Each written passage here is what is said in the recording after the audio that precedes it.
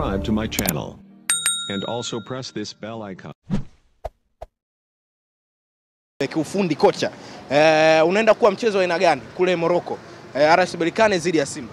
Kwanza utakuwa ni mchezo mgumu sana kwa Simba, lakini kwa pande zote mbili pia, lakini kwa Simba itakuwa ni mchezo mgumu sana kutokana na nini? Kwanza historia ya Berkane kwenye ule uwanja, wamecheza mechi nyingi sana ambazo pia hawajawahi kufungwa. Unajua mpaka sasa hivi Berkane ni moja ya timu ambayo imetangaza ubingwa kutokea Machi nafikiri mwezi wa 3 imetangaza mapema sana, na hiyo inatokana na matokeo ambayo walikuwa wakiyapata mara kwa mara wakiwa wanacheza pale kwao kwa maana Berkane Stadium.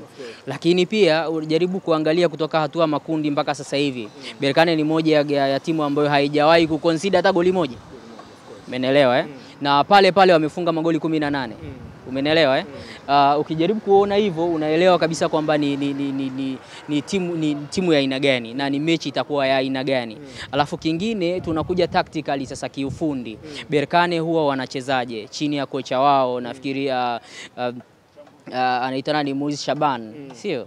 Namna ambavyo wanacheza ni moja ya timu ambayo kwanza kocha ni kocha kwanza, wasifu wa ule kocha ni moja ya kocha ambaye ana wasifu mkubwa sana. Ni kocha ambaye tayari pale alipo ana medali, sawa ana medali, alafu pia ana kombe la mabingwa, kwa maana kwamba alichukua akiwa na Esperance Sportive de Tunis, alichukua na Esperance Sportive de Tunis akiwa ilikuwa 2018 na 19. Pale alipo pia ana kombe la ligi ya Tunisia akiwa na hiyo Esperance Sportive de Tunis. Pale alipo tusiende mbali, msimu huu tu ana kombe tayari ya Morocco akiwa na Berkane. Alafu pale alipo yupo finali, si ndio, ya shirikisho, alafu yupo robo finali, sio? Kwa ni wasifu ambao unaoelewa kwamba ni wasifu mpana wa kocha mwenyewe kama kocha, kwa maana kwamba yule kiongozi wa benchi la ufundi. Lakini pia unakuja kwenye kikosi, wana kikosi cha aina gani? Ni kocha ambaye anacheza katika mfumo wa 4 baada ya kipa ambaye ni nani, Moiz Mohamed nafikiri. Baada ya kipa wanacheza 4 mabeki 4, kiungo moja wa uzuiaji, alafu viungo 4 washambuliaji pamoja na striker wao moja. Kwa ukitoka maana yake center back wao mara nyingi sana wale watatu huwa wanapishana, kwa maana kwamba Issafu Dayo pamoja na Abdelhak Issa Asal pamoja na huyu nani Adel Tahik, sio? Alafu katika fullbacks wana yule Haitham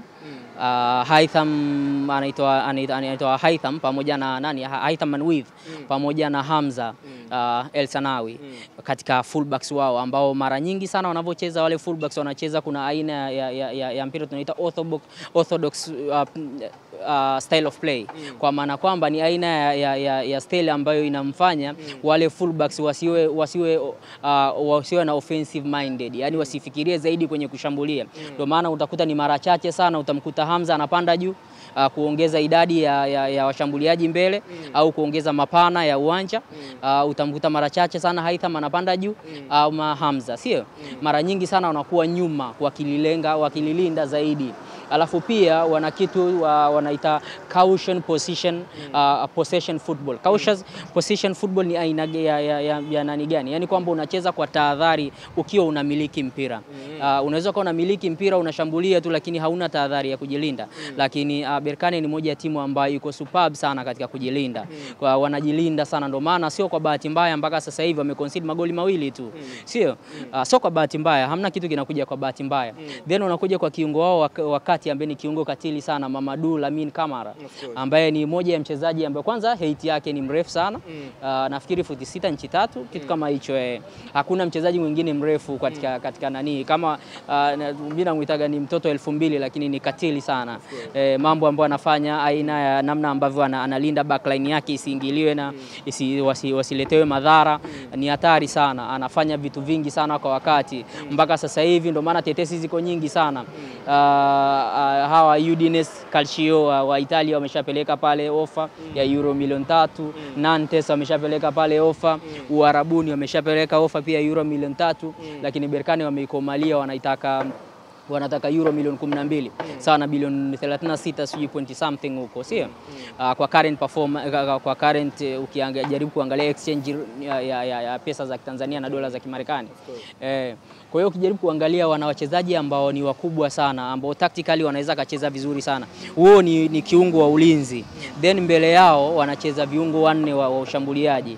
Angalia Paul Valère Bassene, sawa? Nafikiri alikuwa kiungo wa zamani wa ushambuliaji wa Tenguith ya Senegal, ambao walikuwa katika pacha ya, alikuwa ni Sidibe nafikiri, Djibril nafikiri.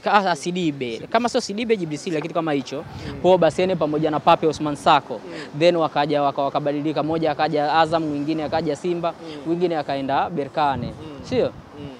Wana performance nzuri sana, mzuri sana akiwa na mali, dribbling skills zake nzuri sana, good passer, akiwa anacheza katika zile zone ya 7, 10 pamoja na 13, kwa maana kwamba yeye anacheza kulia zone ya 7 ya 13 pamoja na ya 16. Anacheza vizuri sana, akiinvert kuingia ndani, maana yake anakuja kuleta hatari. Ndio maana ni mchezaji ambaye akiwa na mali mguuni hakuogopi, hakimbii nayo, anakufuata. Maana yake anakuattract wewe uje umzuie. Maana yake ni nini? Winga wa aina hiyo ni hatari sana, kwa maana kwamba pale ambapo mabeki zako, maana yake lazima mabeki wawili wataenda kumfuata ili kumfanyia man to man marking. Unavomfanyia marking, maana yake kuna gap unaziacha. Ndio hizo ambazo atazitumia Osama Lamloui, sio? Atazitumia Ayub Khair, ambaye pia ni kama namba 8. Alafu pia ataitumia labda Yasir Labir, sio? Ni aina ni kiungo wao pia ushambuliaji. Alafu pia kushoto huku sasa wana jamaa anaitwa Yusufu Mehri. Ni moja ya kiungo kama unavomuona Pacome Zouzoua, aina ya uchezaji wake. Kama unavomuona Elie Kibisawala Mpanzu, aina ya uchezaji wake. Hatari sana mguuni, akiinvert ndani, akiingia zone ya 14. I say ni superb sana vitu ambavyo anafanya, shooting from long range, anapiga kutoka mashuti ya kutoka nje ya 18 mbali, ni hatari. Yani wana skills za kutosha sana, wanachezaji ambao ukifanya makosa anaweza akakulazimisha ukafanya kosa. Unajua mchezaji ambaye haogopi kumfuata beki, maana yake ni rahisi sana kumsababishia beki akafanya makosa katika eneo lake. Then ikitokea foul kwenye eneo lako, kwa maana zile maeneo yako ya hatari, uko karibu na goli lako, either kwenye ile zone ya 13, zone ya 10 au zone ya 14, ikitokea foul maeneo hayo, au zone ya 16 au zone ya 18, kwa maana kwamba zile final third ya timu pinzani, ya timu yako, ambayo sasa ni sehemu ya hatari ya timu pinzani. Sasa foul zikitokea pale, wana watu ambao ni hatari sana katika set plays. Kama unavyomuona kuna mtu anaitwa Issafu Dayo, mpaka sasa hivi kwenye shirikisho tu ana magoli 3, ana magoli 3 nafikiri mpaka sasa hivi kwenye shirikisho. Lakini kwenye ligi yao ni center back huyo. Center back amecheza yule amecheza ana misimu mingapi? Misimu mingi. Mpaka sasa hivi ana misimu mingi sana. Kwa hiyo unajaribu kuona kabisa wana wachezaji ambao katika mipira iliyokufa wanakuadhibu. Center back wao wawili wote, huyu Adel Taif pamoja na huyu Issafu Dayo, ni mmoja ya center back ambao katika mipira iliyokufa wanaweza kukuletea madhara makubwa sana.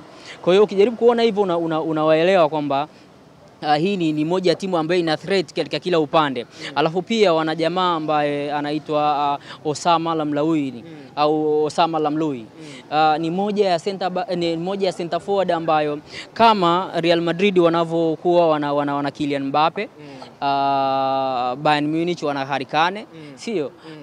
Labda tuseme Barcelona wana nani? Wana Lewandowski, lakini sasa Berkane wana mtu anaitwa Osama Lamloui, ambaye ni moja ya striker ambaye kwanza positioning yake, movement yake, alafu good finisher. Yani katika nafasi mbili, nafasi tatu anaweza kukuua hata mbili. Kwa hiyo ni moja ya wachezaji ambao ni hatari sana katika kikosi chao. Sasa ukiwa unacheza na timu kama hiyo ambayo pia inafanya high pressing, kama mwanzo ulivyosema kwamba ni aina ya kocha ambaye anaamini katika wachezaji wake, anaamini kwenye wachezaji wake kutumia kasi sana uwanjani. Maana yake mpira wa kasi sana. Kwa hiyo ukijaribu kuona hivyo unaona kabisa kwamba ni moja ya timu ambayo ni hatari sana. Simba inatakiwa iingie kama timu ya pili uwanjani. Haimaanishi hapo kwamba Simba inatakiwa ingie kama timu ya pili uwanjani. Simba ingiaje kwenye mchezo kwa namna ambavyo umewazungumzia RS Berkane? Simba ingiaje na Mwalimu Fadlu Davis ingiaje kwenye mchezo? Nafikiri Simba sio kwamba ni timu ambayo inashindwa kupata matokeo sehemu yoyote. Wameshacheza katika mandhari tofauti, uwanja wa nafikiri Mohamed wa 5 wameshacheza wakapata alama, Cairo pale stadium wakapata alama. Kwa Simba ana uzoefu, anaweza kufanya chochote kwenye uwanja wowote. Lakini anaingiaje? Cha kwanza natakuwa aepuke sana. Simba amekuwa akiruhusu magoli ya nje ya 18. Sawa, kwa maana kwamba nje ya boksi, shuti kutoka nje ya boksi. Lakini mara nyingi watu wamekuwa wakimlaumu kipa wao Kamara. Lakini mimi kwangu mimi sioni kama ni makosa ya Kamara. Kwa sababu goli kama lile linavyofungwa unatakuwa ndio pale unatumia muktadha. Lazima uangalie hii goli kwanza kwa nini yule mchezaji apokee mali alafu aiue chini. Cha kwanza. A. B. Anajisetia. Sawa wewe beki uko wapi? Afu C ananyanyua kichwa kuangalia huu mpira anaenda kuiachia wapi. Sawa ndo pale ambapo tunaamini Simba wanafanya makosa kwanza kwenye defensively. Wanafanya makosa kwanza kwenye kujilinda. Kwa maana gani? Wanafanya kitu inaitwa passive defending. Sio? Yaani unazuia unajua unavolinda una wachezaji hatari kama hao, unatakiwa uwe active, uwe aggressive, ufike kwenye matukio. Mgasi sana yule mchezaji asipate mwanya wa kushoot. Sio? Hasa wanatakiwa waepuke sana hiyo. Cha kwanza wanatakiwa wawe na tahadhari kubwa sana. Sawa cha kwanza tahadhari kubwa kutokufanya madhambi mengi kwenye eneo lao. Kwa maana kwamba kuna wakati utakuta kwamba Paul Baseni atakugasi, sio? Unamkuta Shabalala atafanya makosa nje ya 18, unapata watu wanapiga free kick, header, wanakuua labda Isafu Dayo au anaweza kukuua mchezaji wao yote. Sio? Alafu pia hicho cha kwanza maana yake kuogopa kucheza madhambi nje ya 18. Hicho cha kwanza. Iwe ndani ya 18 au nje ya 18, lakini waepuke sana, wacheze kwa tahadhari kwenye maeneo yao. Alafu kingine wafanye marking ambao tunaita ukiwa katika eneo lako usimruhusu mchezaji kupiga shuti, kwa sababu tumesema wamekuwa na madhaifu ya kupiga kutoka ya kuruhusu magoli ya nje ya 18, ambayo mara nyingi sana inakuwa ni marking mbovu ya mabeki. Sio tu mabeki, kulinda unajua inatakiwa ianzie kutoka kwa striker kule mbele. Sawa, unafanya pressing kutoka pale, unamnyang'anya. Ndio maana hata Berkane wao wanasifika kwa sababu wachezaji wao unamkuta hakuna abiria kwenye uwanja. Alafu utakuta watu katika mifumo yao unakuta kwamba wao wanakuwa wengi katika eneo lao, kwa maana ya kwamba compactness, kitu ambacho wanatakiwa wawe nacho pia Simba. Wawe na wachezaji wengi katika eneo lao, compactness ya kutosha, yani wachezaji wawe na wawe karibu, kusiwe na mianya au kusiwe na mistari kati ya mstari wao wa ulinzi pamoja na mstari wao wa mabeki, sio? Alafu kingine kusiwe wasiwe na abiria uwanjani. Yaani kusiwepo na abiria uwanjani. Kwa sababu ni moja ya mechi ambayo naona kutakuwa na battle sehemu tatu. Kwanza kutakuwa na battle sehemu ya ulinzi, kwa maana kwamba yule Osama Lamloui pamoja na center backs wa Simba, kwa maana kwamba Hamza au kama atakuwepo Pacha na Shemalon au atakuwa Pacha na Karabushamu. Alafu pia kutakuwa na vita ya kiungo, kwa maana yule Mamadou Lamine Kamara pamoja na Yusuf Kagoma patachafuka sana. Alafu pia kutakuwa na vita tena dhidi naita fullbacks, sio? Wa fullbacks wa Berkane pamoja na viungo wa ushambuliaji wa Simba, kwa maana kwamba kutakuwa na vita kati ya Haitham Manwip pamoja na Elie Mpanzu. Hapo nikukatishe, Elie Mpanzu pamoja na Kibu Denis wanakuwa na msaada gani kwenye mchezo ambao mchezo Simba anaonekana anataka kudefense sana? Elie Mpanzu na Kibu Denis, huu mchezo unaenda kuwa na faida gani? Nafikiri Elie Mpanzu